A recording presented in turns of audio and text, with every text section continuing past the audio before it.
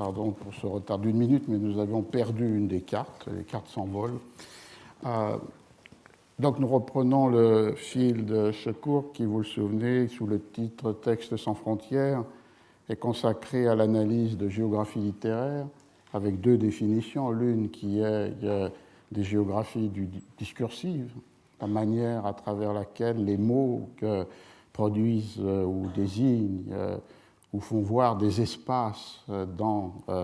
une fiction, et puis d'une manière plus littérale, l'analyse d'une géographie cartographique, c'est-à-dire l'introduction à l'intérieur de livres de fiction. J'ai laissé de côté évidemment l'immense littérature sur les récits de voyage, les livres de géographie ou les chroniques universelles. Dans des textes de fiction introduisent des cartes. La première série de cartes que nous avions analysées la dernière fois, il y a 15 jours, était une série de cartes allégoriques qui se sont introduites, ou ont été introduites dans des romans français du XVIIe siècle, en particulier de la littérature de galanterie ou de la littérature de précieuse, a commencé en 1654 avec la carte de Tendre à l'intérieur du roman de Mademoiselle de Scudéry, La Clélie. Ces cartes allégoriques, on avait pu en suivre d'autres exemples, liés ou non introduites ou non dans des exemplaires du texte, parfois les accompagnant, parfois étant à l'intérieur du livre, avec ces variations sur les cartes de galanterie, de coquetterie, d'amour en l'île de Cythère. Cette analyse avait conduit à penser évidemment aussi à des préalables, des prédécesseurs, peu nombreux, mais qui existent, et on l'avait vu avec une édition du Orlando Furioso du XVIe siècle, avait conduit à penser au réemploi dans d'autres contextes, et en particulier de littérature polémique, de ces cartes à l'intérieur des livres, en particulier avec la carte de Jansénie, qui se trouvait dans un libelle anti-janséniste pour montrer ce territoire honni du jansénisme, et puis aussi, sans frontières, la traduction de ces cartes dans les traductions même des romans, comme le cas de La Clélie. Alors aujourd'hui, je voulais en arriver à ce qui avait été peut-être le point de départ pour moi de cette réflexion, c'est-à-dire l'introduction de cartes dans des éditions de la fin du XVIIIe siècle du Don Quichotte de Cervantes, cartes qui, cette fois-ci, ne sont plus des cartes allégoriques, mais sont des cartes représentant les supposés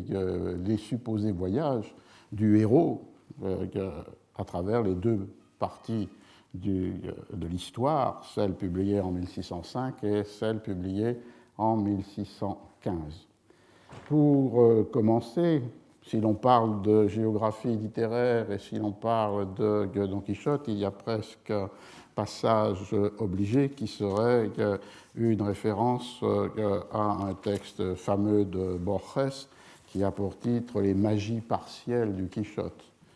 Magias parciales del Quijote. C'est un texte qu'il avait publié en 1949 dans un journal,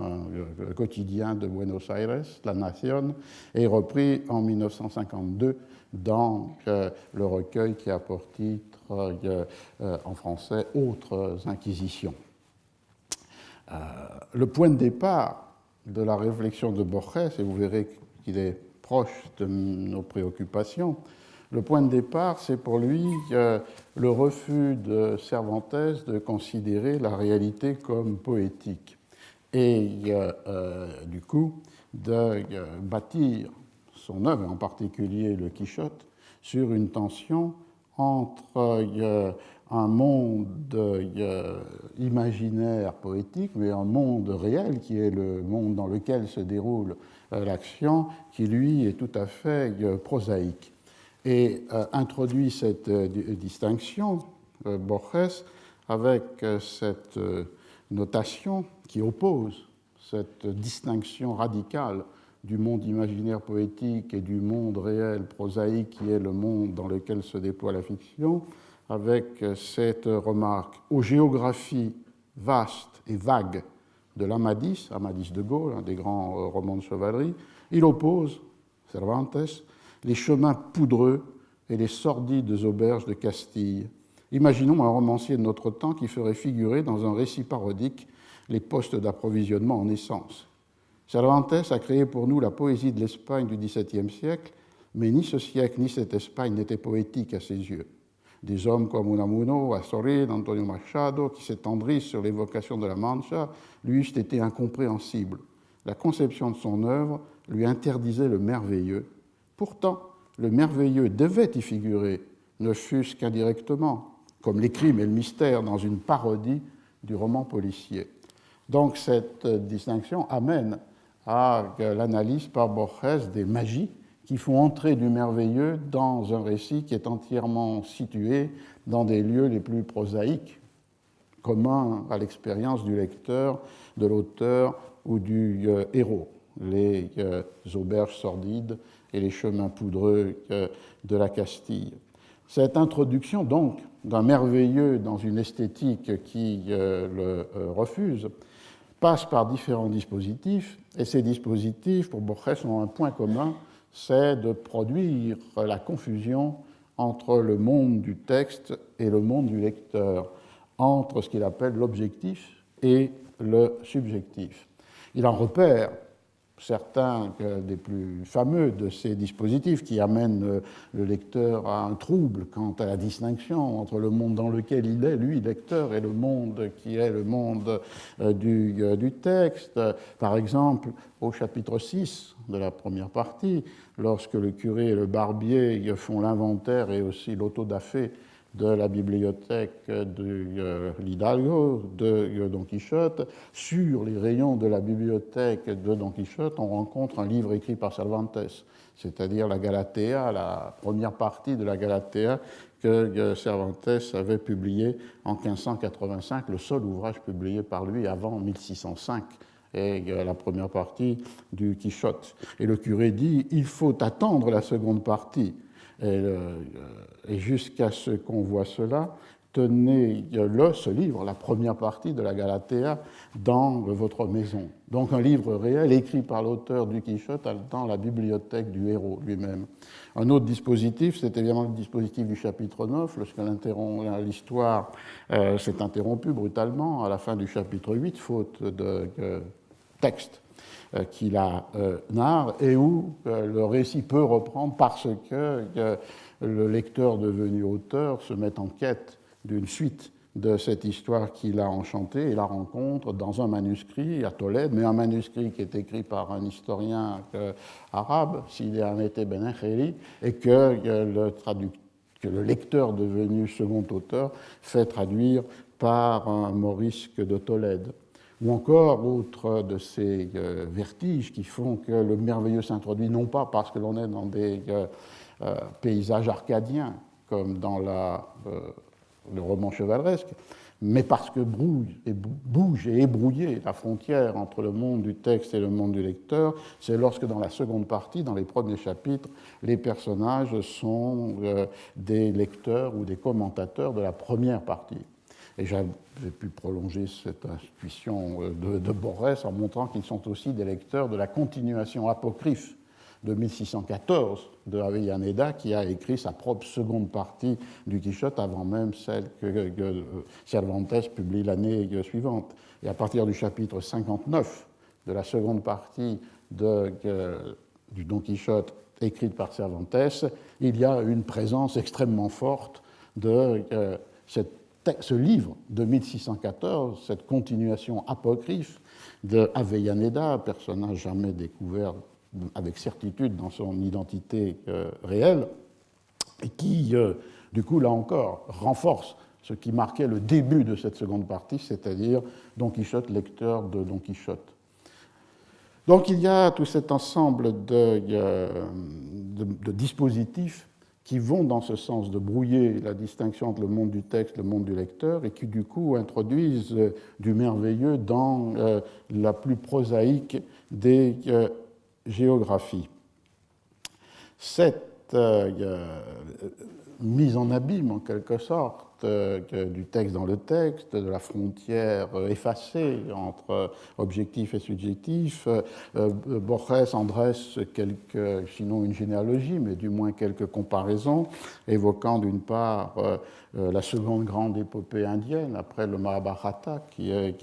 la geste de Ramayana, dans lequel les héros rencontrent un livre dans lequel sont narrées leurs propres aventures, ou encore les Mille et une nuits. Et il en vient à des comparaisons non seulement avec des grandes épopées ou des grands textes de la tradition littéraire, mais aussi à une comparaison avec des livres, au moins un, de philosophie qui repose sur le même dispositif. Et voilà ce qu'écrit Borges. Les inventions de la philosophie ne sont pas moins fantastiques que celles de l'art. Josiah Royce, dans le premier volume de The World and the Individual, qui est un livre de philosophie métaphysique 1899, publié aux États-Unis, qui est un livre réel, là, il ne s'agit pas d'une fable ou d'une invention ou d'une tromperie de Borges,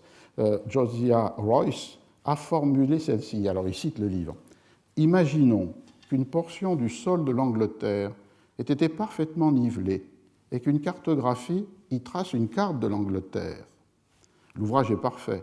Il n'est pas un détail du sol de l'Angleterre, si réduit soit-il, qui ne soit enregistré sur la carte. Tout s'y retrouve. Cette carte, dans ce cas, doit contenir une carte de la carte, qui doit contenir une carte de la carte de la carte, et ainsi jusqu'à l'infini. » Et on retrouve ici une première esquisse d'un des thèmes que vous savez fameux, très souvent cités, sans qu'on se réfère nécessairement à son origine, dans la perspective, dans la réflexion sur ces géographies emboîtées qui fascinent Borges et qui est finalement d'aboutir avec cette carte de la carte de la carte à son point extrême, son point de fuite, qui est la carte de taille identique au territoire qu'elle cartographie. Ce que l'on trouve ici sous une forme de fiction, non plus d'un livre réel de philosophie, mais d'une fiction inventée par Borges dans ce texte appelé « De la rigueur de la science », qu'il a publié plusieurs fois, remanié, la première publication étant dans une revue de Buenos Aires en 1946, Los Anales de Buenos Aires. Il l'a repris dans une des éditions de l'Histoire universelle de l'infamie et on la trouve le plus communément dans le recueil qui s'appelle en espagnol El Hacedor, c'est-à-dire difficile à traduire puisqu'il est traduit dans le cas de l'édition de la Pléiade comme l'auteur, avec un grand A. Borges, jouant, dit qu'en fait, il avait pris en espagnol le mot hacedor comme une traduction de l'anglais the maker, celui qui crée, celui qui produit, le créateur, effectivement, peut-être un des choix possibles, et l'auteur est celui qui a été retenu dans l'édition de la Pléiade. Et là, c'est un texte apocryphe qu'il attribue à un certain Suárez Miranda, Viajes de varones prudentes, les voyages des hommes avisés, livre 4, chapitre 45, Lérida, 1658, livre qu'évidemment vous ne trouverez pas à la Bibliothèque nationale de Madrid, qui est une invention de Borges, forgée à la fois par le déplacement d'un nom propre, Suárez Miranda, qui peut renvoyer à un auteur réel, Suárez de Figueroa, et le choix de Lérida 1658 n'est pas au hasard non plus, il peut nous rappeler des cours que j'avais fait l'année dernière, puisque c'est la date et le lieu de la mort de Balthazar Gracián. Et de textes, et ce texte si souvent cité, qui se déploie de la façon suivante, dans cet empire, un empire dont on ne précise pas l'identité, l'art de la cartographie parvint à une telle perfection que la carte d'une seule province occupait toute une ville, et la carte de l'empire toute une province. Avec les temps, ces cartes démesurées donnèrent plus satisfaction, et les collèges de cartographes levèrent une carte de l'Empire qui avait le format de l'Empire et qui coïncidait point par point avec lui. Moins portés sur l'étude de la cartographie, les générations suivantes comprirent que cette carte dilatée était inutile et, non sans impiété, elles l'abandonnèrent à l'inclémence du soleil et des hivers. Dans les déserts de l'Ouest subsistent des ruines en lambeaux de la carte, habitées par des animaux et des mendiants. Dans tout le pays, il n'y a plus d'autres reliquats des disciplines géographiques. Et la conversion de cette inspiration dans le texte philosophique de Royce, la carte dans la carte dans la carte, pour cette amplificature qui est que la carte aux dimensions du territoire et qui donc par définition en elle-même se détruit ou se contredit et montre son inutilité et donc du coup son abandon. Et cette idée magnifique, quasi comme dans un tableau de Dali, d'une carte en lambeaux habitée seulement par des animaux et des mendiants. Alors, la réflexion de Borges se concluait avec quels effets sont produits sur le lecteur par cet effacement, ce brouillage, cette indécision introduite entre la certitude du monde réel qui est celui du lecteur et d'un monde de la fiction, des vastes géographies de la Madis. Et cet effet pour lui, il est évidemment le suivant. Pourquoi sommes-nous inquiets que la carte soit incluse dans la carte? Là, c'est le premier texte que j'ai cité, dans ma magie partielle du Quichotte, il revient à la carte imaginée par Josiah Royce, où les cartes emboîtées les unes dans les autres. Donc pourquoi sommes-nous inquiets que la carte soit incluse dans la carte et les 1001 nuits dans le livre des 1001 nuits, que Don Quichotte soit lecteur du Quichotte et Hamlet, spectateur d'Hamlet, la scène où est représentée à Elsineur l'intrigue qui est en fait jouée par les comédiens, l'histoire même de Hamlet, son beau-père et sa mère. Je crois en avoir trouvé la cause, dit Borges. De telles inversions suggèrent que si les personnages d'une fiction peuvent être lecteurs ou spectateurs, nous, leurs lecteurs ou leurs spectateurs, pouvons être des personnages fictifs. Donc le mécanisme se retourne sur une fiction qui est comme le réel et un réel qui devient possiblement une fiction. Alors c'est dans ce contexte, c'est pour ça que j'ai commencé avec Borges, que l'on peut s'interroger sur les significations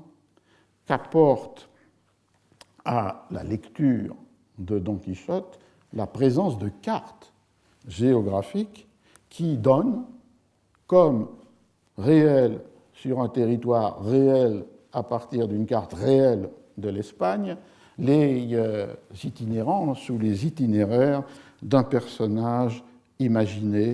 d'un personnage de fiction. Alors la première carte, et c'est celle que nous cherchions désespérément, donc ce n'est pas celle que vous avez sous les yeux, j'espère qu'on va la retrouver dans un des ordinateurs. La première carte qui est introduite dans une édition de Don Quichotte et l'est dans l'édition de 1780 de l'Académie royale. Ce projet est intéressant dans la mesure où c'est une forme de réponse espagnole, sous l'autorité de la Real Academia, à une première édition monumentale du Quichotte en langue espagnole, mais publiée à Londres en 1738, sous le titre de Vida y hechos del ingenioso Hidalgo Don Quijote de la Mancha, la vie et les faits, ou les hauts faits de l'ingénieux Hidalgo Don Quichotte de la Manche. C'est une édition monumentale, luxueuse, un grand in-quarto, 4 volumes, avec une illustration extrêmement précise et forte, et il y a une édition qui a été publiée sous le patronage de Lord Carteret, qui était un hispanophile et un connaisseur de la littérature espagnole du siècle d'or, et qui a été publiée par Jacob et Richard Thomson, donc je le rappelais en 1738, qui sont aussi d'ailleurs les éditeurs qui possèdent les writing copies ou les copyrights sur les œuvres de Shakespeare. Et c'est la première fois, dans cette édition monumentale, luxueuse, superbement illustrée, que se rencontre une biographie de Cervantes écrite par Gregorio Mayans y Siscar et un portrait de Cervantes, ce qui nous renverrait à d'autres thèmes qu'on avait étudiés ici sur le moment dans lequel la figure de l'auteur, à la fois sa vie narrée et son image représentée, s'introduisent dans les textes littéraires et donc du coup participent de cette rupture ou de ce changement de paradigme de l'écriture de fiction qui individualise l'écriture, qui fonde le jugement esthétique sur le critère de l'originalité et qui définit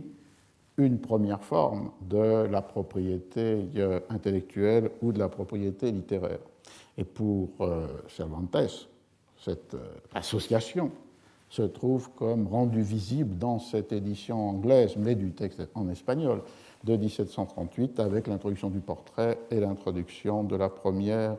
biographie. La réponse, un peu tardive, de l'Académie espagnole, qui avait commencé dès le début des années 70 une édition qui pouvait être comparée avec l'édition de Carteret, aboutit en 1780 avec, là aussi, un ouvrage monumental, un grand in quarto, 4 volumes. Et pour être plus accessible, cette édition sera rééditée dans un format in octavo en 1782, donc deux années plus tard, avec le même nombre de volumes, et donc évidemment un prix qui se trouve abaissé et un public d'acheteurs qui se trouve élargi. On voit qu'il y a là dans cette édition une édition qui va être placée sous le signe de l'autorité. D'abord l'autorité institutionnelle. Sur la page de titre, elle est présentée comme la nouvelle édition corrigée por la Real Academia Española, par l'Académie royale espagnole. L'autorité est aussi une autorité institutionnelle, non seulement de l'Académie, mais aussi l'autorité de l'imprimeur, qui est Ibarra, et cet imprimeur, Joaquín Ibarra, était l'imprimeur de la Cámara de la Chambre du roi et l'imprimeur de l'Académie royale et aussi l'imprimeur de l'Académie d'histoire. Il y a donc une autorité institutionnelle dans laquelle se situe cette publication. Mais l'autorité est aussi une autorité philologique et biographique, puisque cette édition, même si son nom n'apparaît pas sur la page de titre, a été élaborée par un académicien de l'Académie royale qui s'appelle Vicente de los Ríos et qui a donné un état du texte présenté comme corrigé et qui, d'autre part, a multiplié dans cette édition, ce qui est une des caractéristiques de ces éditions monumentales devenues aussi éditions savantes, des paratextes, c'est-à-dire des textes qui ne sont pas le texte de Cervantes. Vicente de los Ríos a écrit un prologue, il a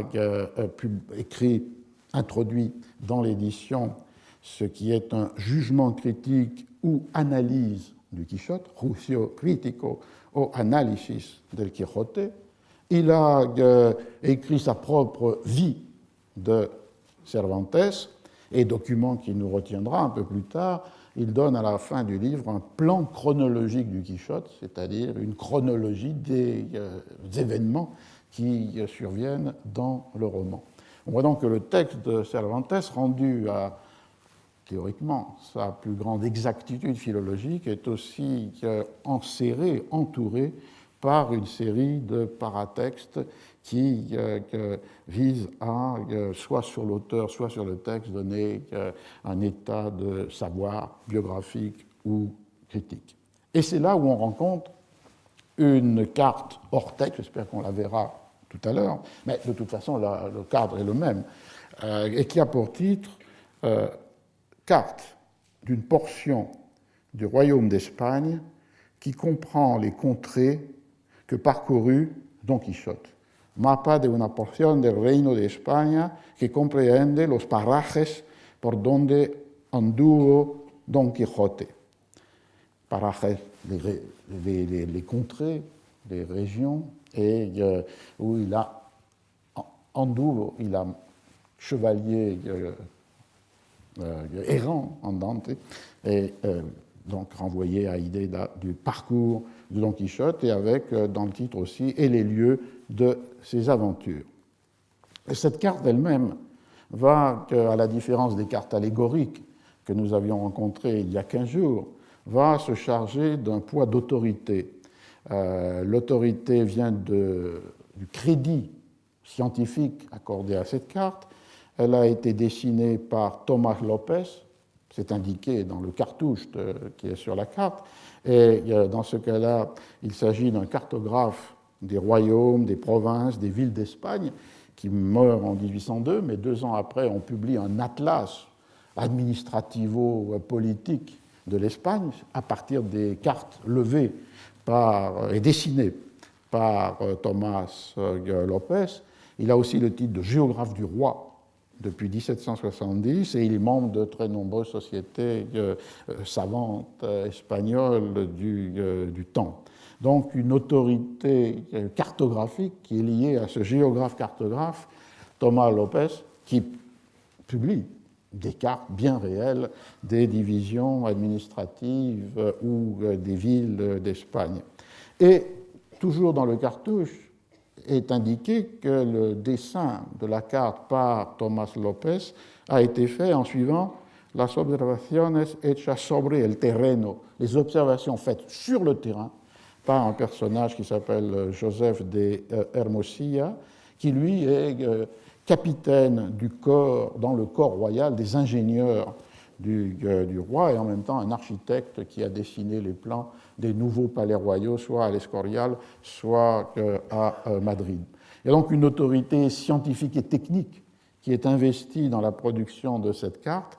par un géographe et cartographe du roi et sur la base des observations, des relevés sur le terrain faits par un ingénieur, capitaine de ingenieros, un ingénieur du corps royal des ingénieurs. Voilà qu'on a là une triple autorité, l'autorité institutionnelle, l'autorité philologique et l'autorité technique, scientifique, qui viennent se conjoindre dans le tracé de cette carte. Alors, quand vous la verrez, en fait, la carte repère 35 lieux marqués avec la division entre les 3 salidas, les 3 sorties de Don Quichotte. Si vous vous souvenez de l'histoire, il y a une première sortie qui est du chapitre 1 au chapitre 5, la première série d'aventures et mésaventures de Don Quichotte, et qui, sur la carte, sont montrées par les points 1 à 4, avec des numéros qui indiquent ensuite une légende qui renvoie à ces numéros sur la carte. La deuxième sortie, elle est aussi dans la première partie. Elle commence au chapitre 7 et va jusqu'à la fin du livre. C'est la sortie qui, sur la carte, est dite dans le cartouche de la carte, por el Campo de Montiel, qui est une région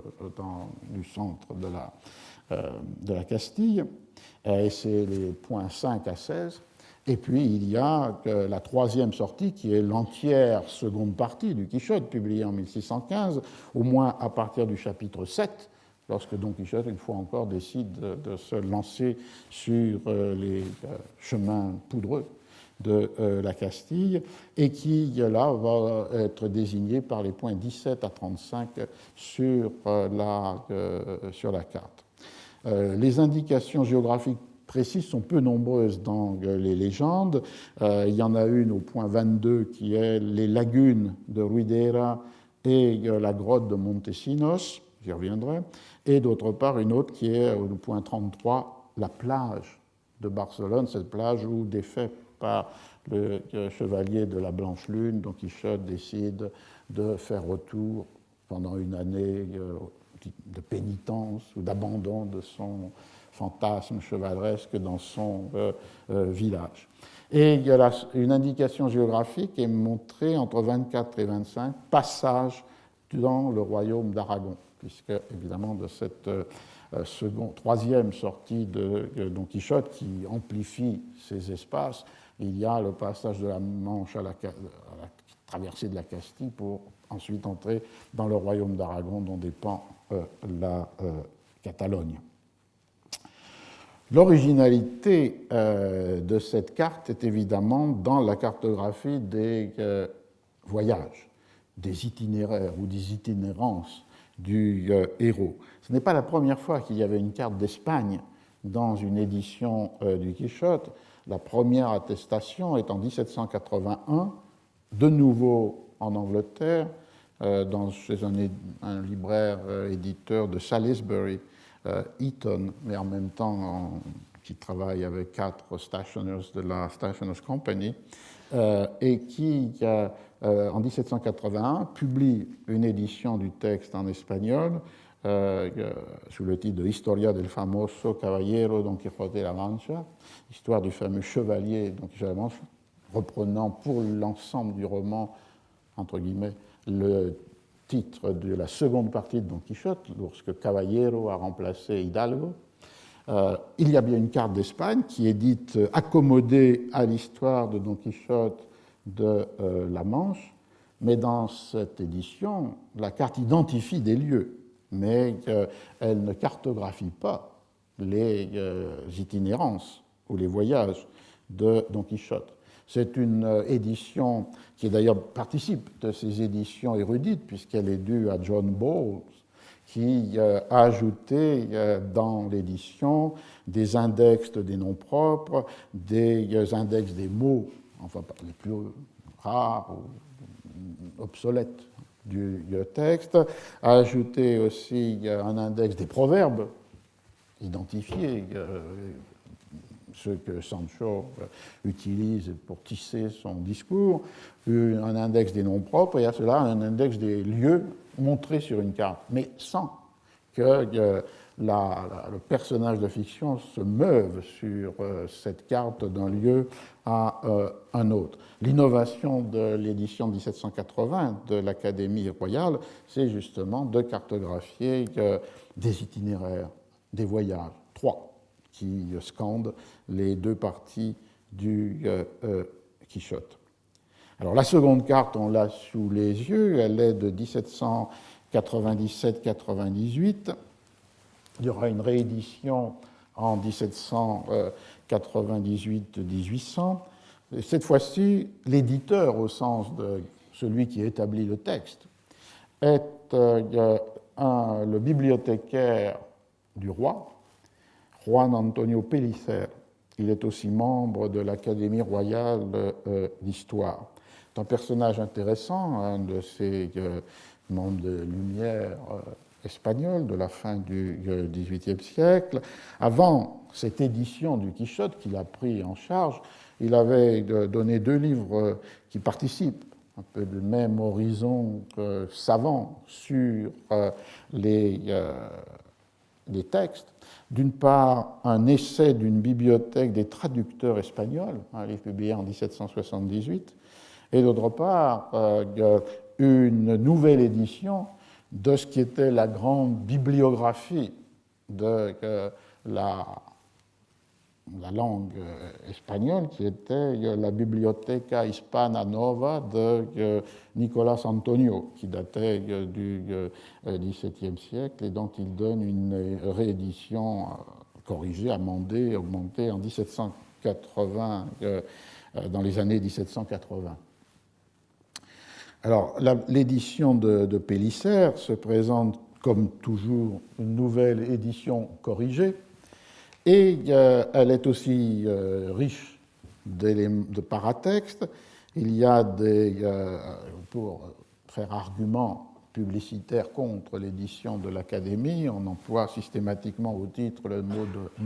nouveau ou nouvelle, nuevas notas, il y a de nouvelles annotations, nuevo análisis, une nouvelle analyse qui ne reprend pas celle de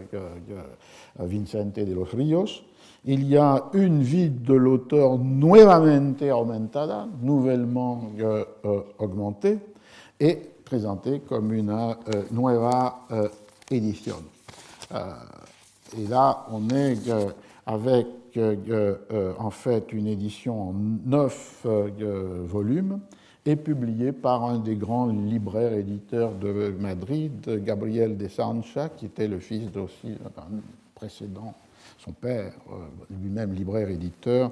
Antonio Sancha. Et encore la nouveauté est marquée pour les nouvelles estampes, nuevas estampas, qui ornent l'édition. Alors la carte, vous la voyez, le titre en a un peu été changé avec carte géographique des voyages de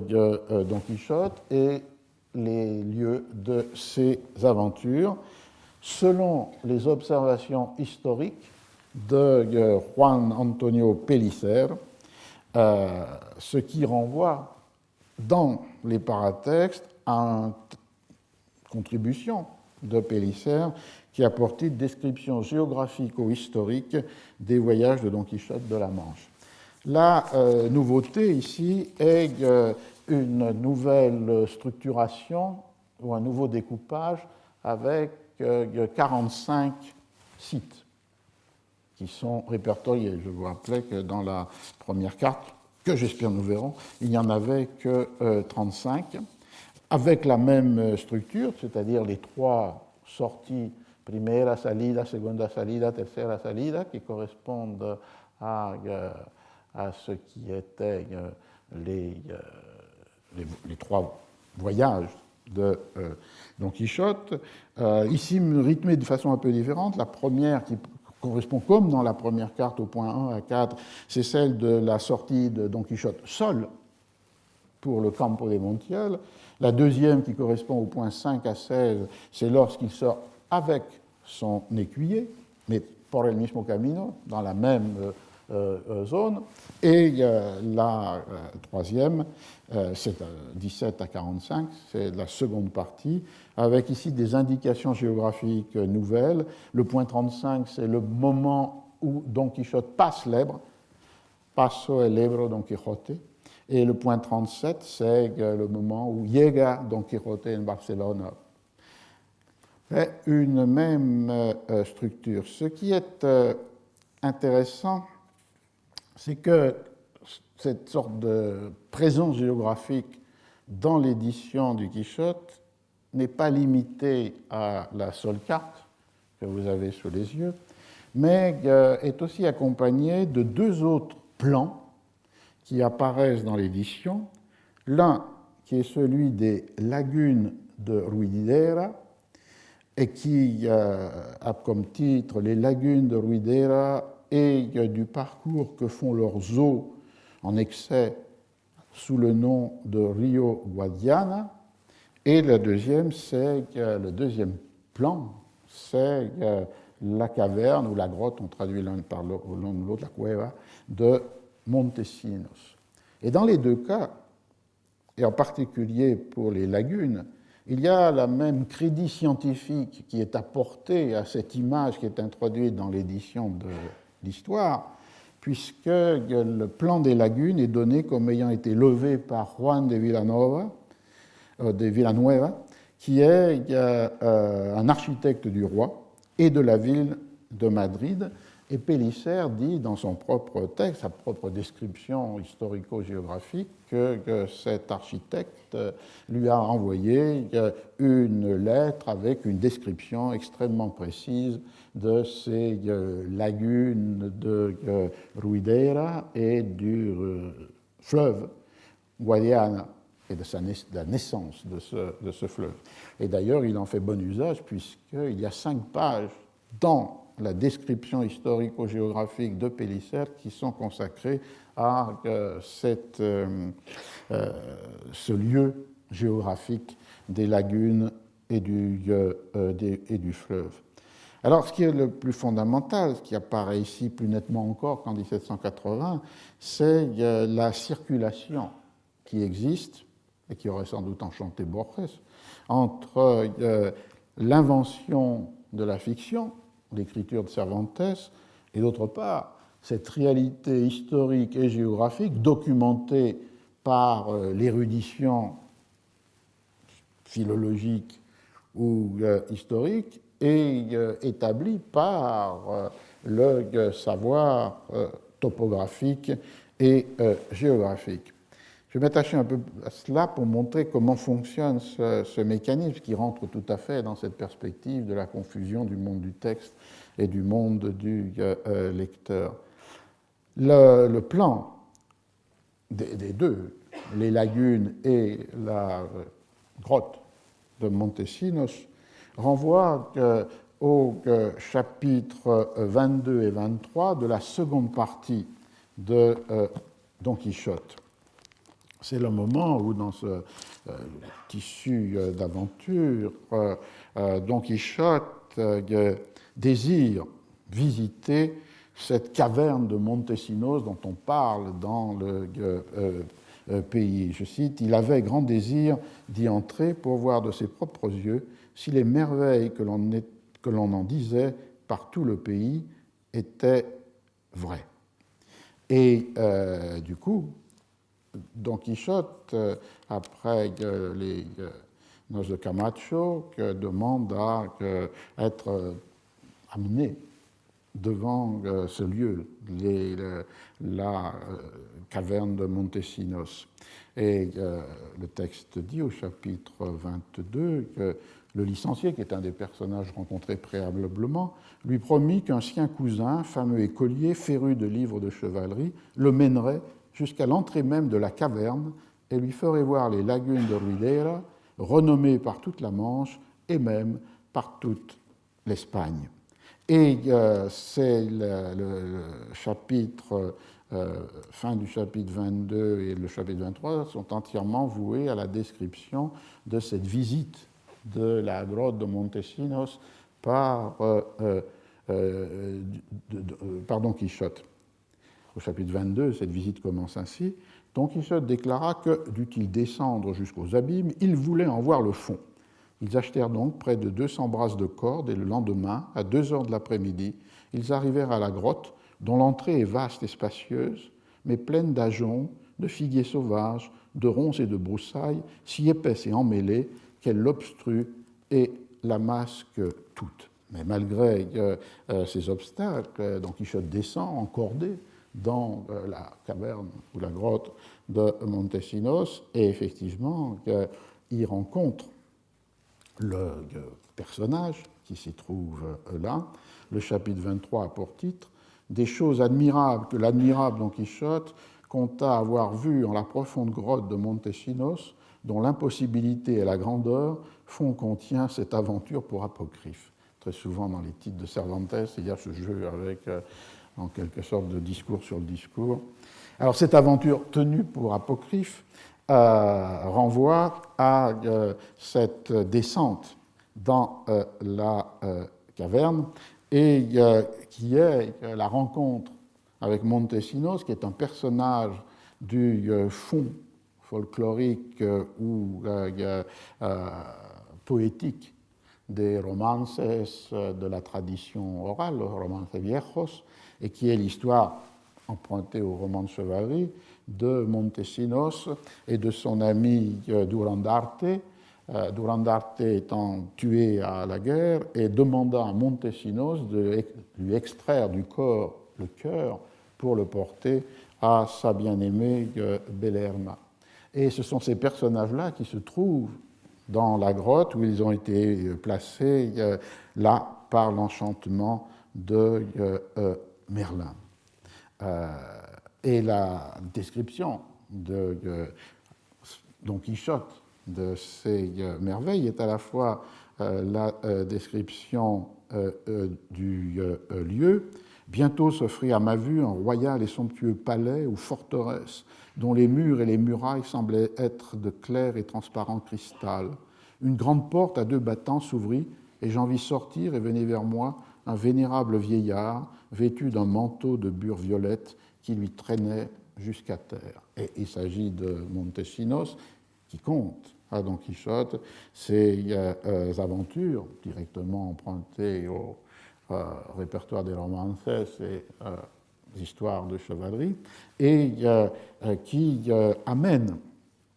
je ne vais pas entrer dans les détails sur ce qui s'est passé entre Montesinos, Durandarte et Bellerma, mais qui amène à la géographie d'une façon merveilleuse dans ce cas, dans la mesure où sont enfermés dans la caverne de Montesinos, comme je le disais, Montesinos lui-même, Durandarte, Guadiana, qui est l'écuyer de Durandarte, la daigne Ruidera et ses 7 filles et 2 nièces, et aussi la dame Bellerma, à qui on a apporté le cœur, mais finalement Durandarte n'est pas mort puisqu'il est là dans la grotte, s'éveille et commence un dialogue entre Montesinos et Durandarte rapporté par Don Quichotte. Et c'est là où se met en place le rapport entre le mythe et la géographie, puisque le texte donc énumère ces présents dans la grotte, mais ajoute que si Durandarte, Bellerma, Montesinos sont bien présents, manque Ruidera et ses filles et nièces, qu'en raison de leurs pleurs, et sans doute parce qu'il eut pitié d'elles, Merlin transforma en autant de lagunes qu'on appelle désormais dans le monde des vivants et dans la province de la Manche les lagunes de Ruidera. Les 7 filles appartiennent au roi d'Espagne et les 2 nièces au chevalier du très saint ordre que l'on appelle de Saint-Jean. Guadagna, votre écuyer, qui tout pareillement pleurait votre disgrâce, fut transformé, c'est un discours donc qu'adresse Montesinos à Durandarte, fut transformé en un fleuve qui porte son nom. Et en parvenant à la surface de la terre et en découvrant le soleil de l'autre ciel, tel fut le chagrin qu'il conçut de voir qu'il se séparait de vous, qu'il s'engouffra dans les entrailles de la terre. Mais comme il ne lui est pas possible de toujours délaisser son cours naturel, il ressort et se monte de temps à autre, là où le soleil et les hommes le peuvent voir. Les lagunes susdites le grossissent de leurs eaux, grâce auxquelles, et à bien d'autres encore qui s'y joignent, il entre avec force et en grande pompe au Portugal. Néanmoins, où qu'il aille, il montre sa tristesse et sa mélancolie, et il ne se pique point de nourrir dans ses flancs des poissons délicats et estimés. Les siens sont grossiers et sans goût, fort différents de ceux du Tage doré. Il y a là plusieurs niveaux, registres de texte, puisque dans les parties préalables, les personnages, le licencié rencontré par Don Quichotte se vouait à écrire un livre qui était une reprise des Métamorphoses d'Ovide. Et donc on a aussi un jeu d'écho ici avec ces métamorphoses, les 7 filles transformées en lagunes et l'écuyer transformé en fleuve. Et dans cette métamorphose, le cours particulier de ce fleuve qui disparaît, réapparaît, est nourri par les lagunes et a un cours souterrain, est renvoyé à une histoire, un mythe de l'origine, et qui est celui de ces filles et cet écuyer en pleurent. Et l'intérêt de ce passage est aussi de montrer comment une de ces mécanismes, de ces fictions décrites par Borges, est en place. Dans la fin de l'histoire, il y a une brouille entre Don Quichotte et Montesinos à nouveau pour comme on peut l'imaginer, la comparaison entre Bellerma et Dulcinea. Et du coup, Don Quichotte se fait remonter à la surface de la terre. Le statut même de ce qui est décrit est pensé par Don Quichotte ou énoncé par Don Quichotte comme une vision. Sancho lui pense qu'il s'agit d'un autre enchantement de Merlin, que tout ça n'existe pas, mais que l'enchantement a fait croire à Don Quichotte qu'il existait. Et en fait, c'est là où on toucherait un point qui renverrait au texte avec lequel j'ai commencé, c'est-à-dire celui de Borges. Dans le récit même, cela est présenté comme une invention. Au début du chapitre suivant, au chapitre 34 de la seconde partie, on voit comment fonctionne cette mise en abîme et les différents paliers de la narration. Le chapitre s'appelle « Où l'on compte 1000 broutilles aussi peu pertinentes que nécessaires à la véritable intelligence de cette grande histoire ». Et alors, sous ce titre ironique, on a celui qui traduisit cette grande histoire à partir de l'original de celle qu'avait écrite Cide Hamete Benengeli, son premier auteur, dit qu'en arrivant au chapitre de l'aventure de la caverne de Montesinos, était écrite en marge de la main d'Hamete, en personne, les annotations que voici. Je ne puis comprendre ni ne puis me persuader que soit ponctuellement arrivé au valeureux Don Quichotte tout ce qui est écrit au précédent chapitre. La raison en est que toutes les aventures arrivées jusqu'ici étaient possibles et vraisemblables, mais celle de la caverne, je ne trouve pas moyen de la tenir pour vraie, tant elle passe les termes de la raison. Pensez pourtant que Don Quichotte ait menti, lui, le plus noble et le plus véridique des chevaliers de son temps, cela n'est pas possible, car il se fut laissé cribler de flèches plutôt que de dire un seul mensonge. Je considère d'autre part qu'il l'a raconté et déclaré avec toutes les circonstances mentionnées, et qu'il n'avait pu bâtir en si peu de temps un tel échafaudage d'extravagance. Si donc cette aventure paraît apocryphe, ce n'est pas de ma faute, et c'est pourquoi je la transcris sans affirmer qu'elle est fausse ou vraie. Toi, lecteur, juge en homme sage ce que bon te semblera, car je n'en dois ni n'en puis davantage. Encore que l'on tienne pour certain qu'au moment de sa fin et de sa mort, Don Quichotte se rétracta, dit-on, et déclara que c'était lui qui l'avait inventée parce qu'il lui semblait qu'elle s'accordait fort bien avec les aventures qu'il avait lues dans ses histoires. C'est un des moments, des exemples, c'est un peu une parenthèse que je fais là par rapport à mon fil géographique, où cette superposition ou cette mise en abîme des narrations trouve une expression particulièrement forte, puisque vous avez un narrateur, celui qui écrit, vous avez le traducteur, le morisque, qui a traduit le texte arabe et qui indique que dans l'original du texte de Sidi Hamete Benengeli se trouve une annotation. Et c'est cette annotation que le traducteur traduit. Et cette annotation est un commentaire de Sidi Hamete Benengeli sur les sources, les documents, les archives qui lui servent pour écrire sa propre histoire, et là, mettant en doute, puisque lui-même transcrit cet état d'information sur Don Quichotte, et transcrit ce qu'il considère comme invraisemblable, et ajoute même que selon un bruit public, Don Quichotte l'aurait reconnu lui-même, puisque sur la base des archives et des documents, c'est ce que Don Quichotte a dit ou écrit de sa propre aventure qui sert de urtexte, de premier texte. On voit donc qu'il y a là un dispositif où se superposent les interventions et donc produit à la fois un phénomène de brouillage des degrés de réalité et d'autre part évidemment des effets ironiques et plaisants sur la mise en question du discours par le discours. Cet épisode des lagunes de Ruidera et de Montesinos ne sont pas abandonnés puisque réapparaît la référence à ces lagunes au moment où Don Quichotte arrive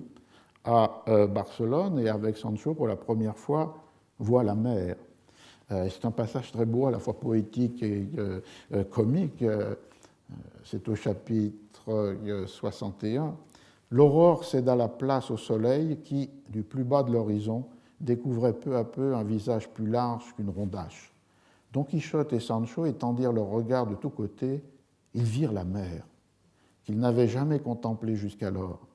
Et elle leur parut très vaste et immense, bien plus que les lagunes de Ruidera qu'ils avaient vues dans la Manche. Ils aperçurent les galères au bord de la plage qui, abattant leurs tentes, se montrèrent couvertes de banderoles et de pavillons qui frissonnaient au vent et baisaient et balayaient l'eau. Alors, si on revient sur les plans et sur les effets qu'ils produisent dans le récit, il faut évidemment les rapporter aux commentaires de Pellicer. Le plan de la grotte est présenté au titre comme démonstration de la célèbre grotte de Montesinos citée par Cervantes dans son Don Quichotte. Et c'est donc la fiction qui donne, y compris son nom, à ce phénomène naturel qui est cette grotte bien réelle dont les plans, une coupe, ont été levés par l'architecte que je mentionnais. Et ce qui est intéressant aussi, c'est le fait que, malheureusement je ne l'ai pas reproduit,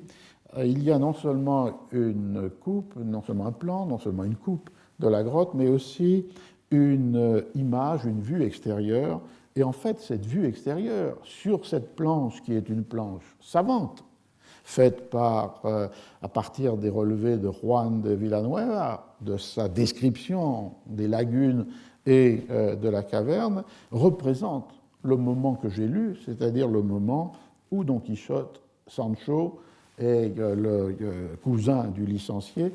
sont approchés de l'entrée de la grotte. Et cette gravure, elle est due se passer sur cette page. Cette gravure, elle est due à Parrette, qui est en même temps un des illustrateurs de l'édition et peut-être aussi le dessinateur du plan même de la grotte. On voit donc qu'il y a là une modalité particulière de cette articulation du texte, du monde du texte et du monde du lecteur, puisque le phénomène géologique méticuleusement relevé et représenté est là présent à travers sa présence dans la fiction, la célèbre grotte de Montesinos, citée par Cervantes dans son Don Quichotte. Et cette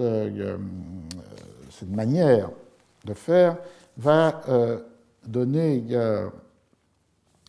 tout le ton de la description historique géographique de Pélissère, avec laquelle je vais terminer cette première partie avant notre brève pause.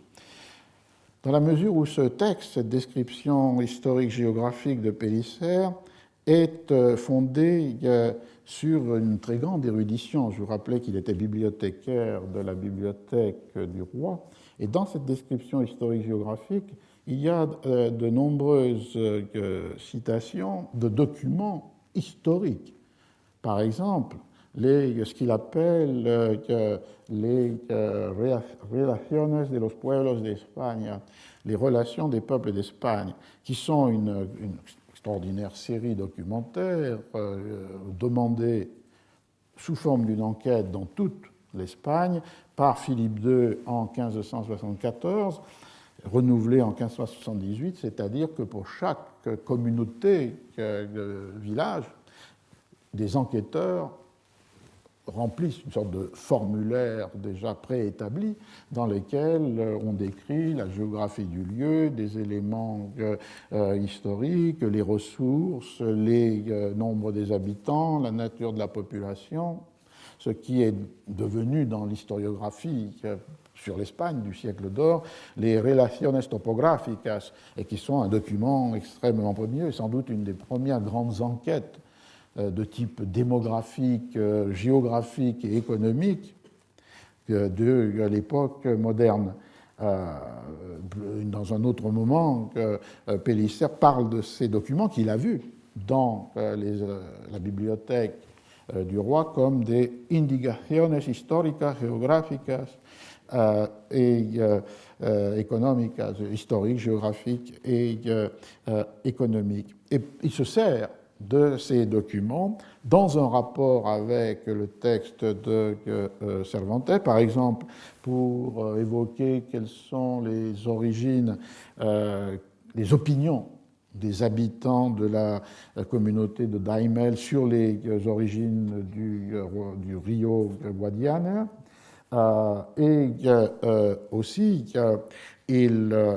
utilise des références érudites, une histoire de Tolède du père Román de la Higuera, qui est un jésuite et qui avait écrit en 1592 une histoire ecclésiastique de Tolède sur la description que fait cet historien de l'origine romaine des lagunes une maison de pêcheurs, une ville construite là, mais ruinée, et confrontant ce texte d'un chroniqueur érudit avec des déclarations des habitants à la fois de la ville de Osso de Montiel, dans une de ses relaciones geográficas, il montre que cette ville avait été ensuite reprise comme site pour un village des Maures, utilisant les matériaux laissés par les ruines de la ville romaine. Il y a donc tout un arrière-fond d'érudition,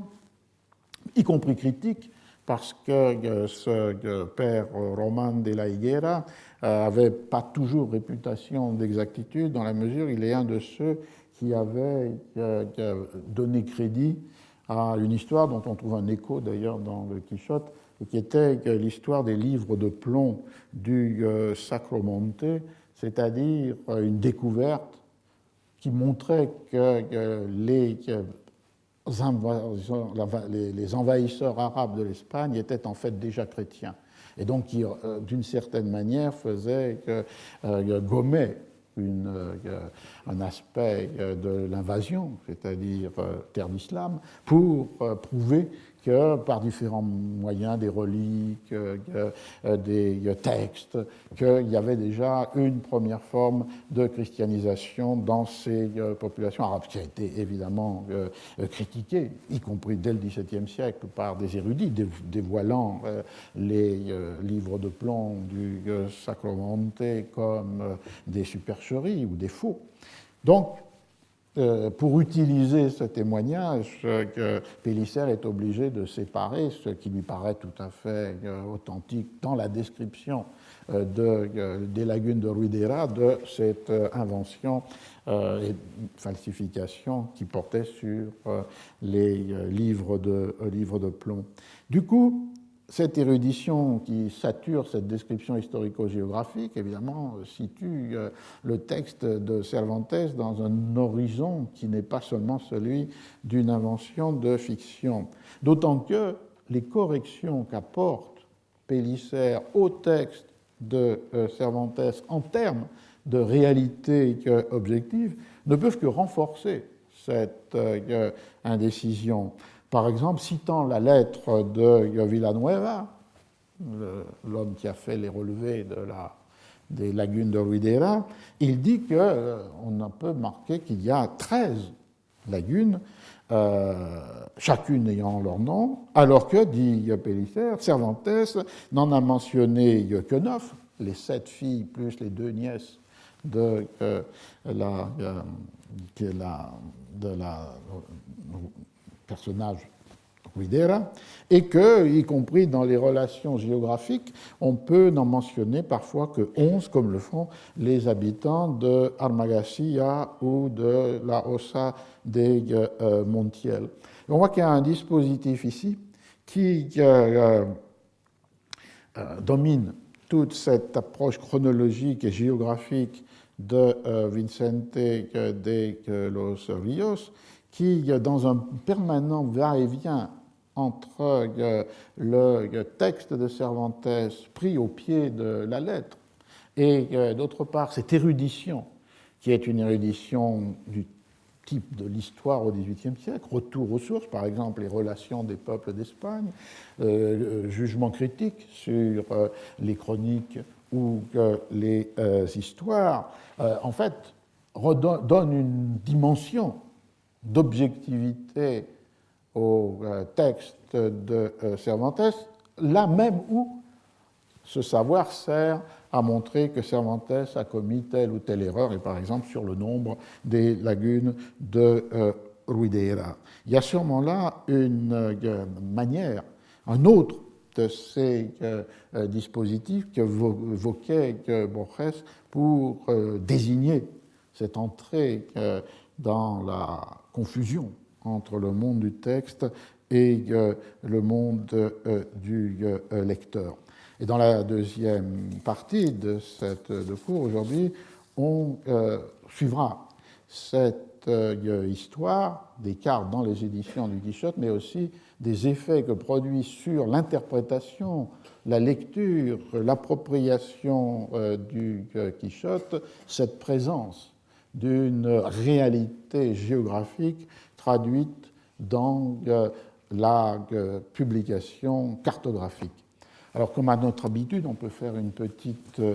pause si vous voulez. Il est 11h06, on peut reprendre vers 11h, je ne sais pas, 13 ou 14.